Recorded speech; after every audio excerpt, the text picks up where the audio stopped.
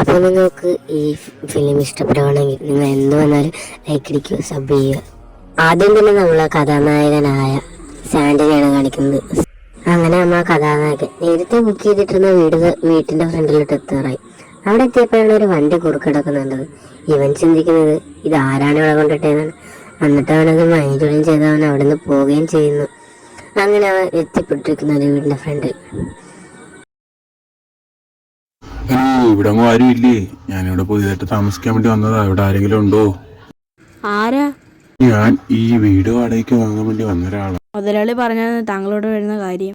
എന്നോടും പറഞ്ഞായിരുന്നു ഇവിടെ ഒരാളെ ഏൽപ്പിച്ചിട്ടുണ്ടെന്ന്. താങ്കളാണല്ലോ. താങ്കളുടെ പേരെന്താ? എന്റെ പേര് ആൻഡ്രോയിഡ്. താങ്കളുടെ പേരെന്താ? എന്റെ പേര് സാൻഡ് എന്നാണ്. താങ്കളുടെ ഭൈരവ ക്ഷേത്രം കണ്ടിട്ടുണ്ടോ? ഇല്ലല്ലോ, അതെവിടെയാ? ദോ കാണുന്ന അതാണ് അമ്പലം. ആണോ? എങ്കിലും നമുക്കൊന്ന് പോയി വന്നാലോ? ഈ അമ്പലത്തിന് ചുറ്റും ഭയങ്കര നിഗൂഢതയാണ്. എൻ്റെ അറിവിൽ ഇവിടെ ഏതോ വലിയ സംഭവം നടന്നിട്ടുണ്ട്. എല്ലാ വർഷവും പൗർണമിക്കാണ് ഈ അത്ഭുതങ്ങളെല്ലാം നടക്കുന്നത്. അങ്ങനെ ഒടുവിൽ ആ ദിവസം വന്നെത്തി. ഇന്നാണ് ആ ദിവസം, പൗർണമി ദിവസം. നമ്മുടെ കഥാനായകൻ ഉറങ്ങാൻ വേണ്ടി പോകുന്ന സമയത്ത് അവൻ എന്താണെന്നുള്ളത് പിന്നിലാരോ അവനെ ഫോളോ ചെയ്യുന്നത് പോലെ എന്തോ ഒന്ന് അവന് ഫീൽ ചെയ്യുന്നു. എത്ര തിരിഞ്ഞും മറിഞ്ഞും കിടന്നിട്ട് ഉറക്കാൻ വരുന്നില്ല.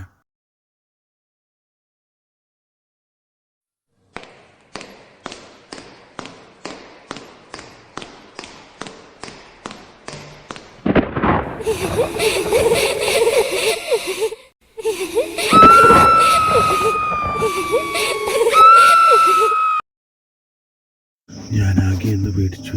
ഇതൊരു സ്വപ്നം മാത്രമായിരുന്നു. ഇതേപോലെ നല്ല നല്ല വീഡിയോസ് ആണെങ്കിൽ സബ്സ്ക്രൈബ് ചെയ്യൂ, ഫോളോ ചെയ്യൂ. എൻ്റെ ഇൻസ്റ്റാഗ്രാം പേജിൻ്റെ ലിങ്ക് ഞാൻ താഴെ കൊടുത്തിട്ടോളാം.